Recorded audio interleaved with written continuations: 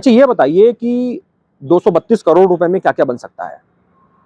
मैं आपको बताता हूं। 232 करोड़ रुपए में बन सकता है 5 से 7 बढ़िया सरकारी अस्पताल 300 बेड का।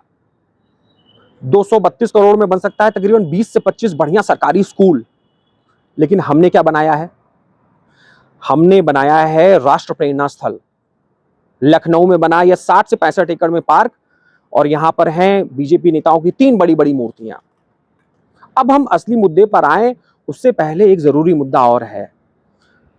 ऐसे पार्क्स मैंने पहले भी देखे हैं। मायावती के राज में जब नोएडा और लखनऊ में अंबेडकर पार्क बना, अगर आप इन पार्कों में गए होंगे तो यहां आप देखे होंगे कि चारों तरफ कंक्रीट स्ट्रक्चर्स हैं और पेड़ों की बहुत कमी है।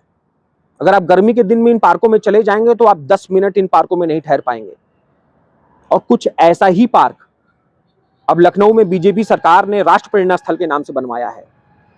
इस पार्क में पेड़ आपको कम दिखेंगे, यहां पर लार्जर देन लाइफ बड़ी बड़ी मूर्तियां आपको दिखेंगी बीजेपी नेताओं की।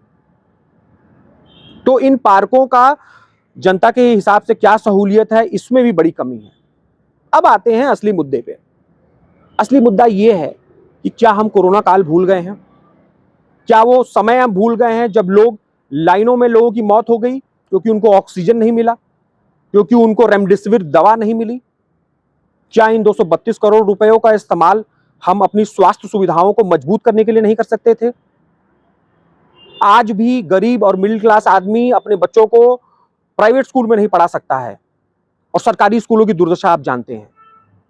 क्या इन पैसों का इस्तेमाल बढ़िया सरकारी स्कूलों के निर्माण में नहीं किया जा सकता था?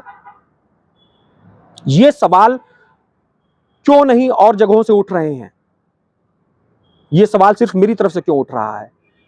इसका एक कारण है। इसका कारण यह है कि इस समय जो सरकार कर रही है, जो आज के दिन की सरकार है, वो जो काम कर रही है वो विकास कहलाता है, और उस पर जो सवाल उठाता है वह देशद्रोही कहलाता है।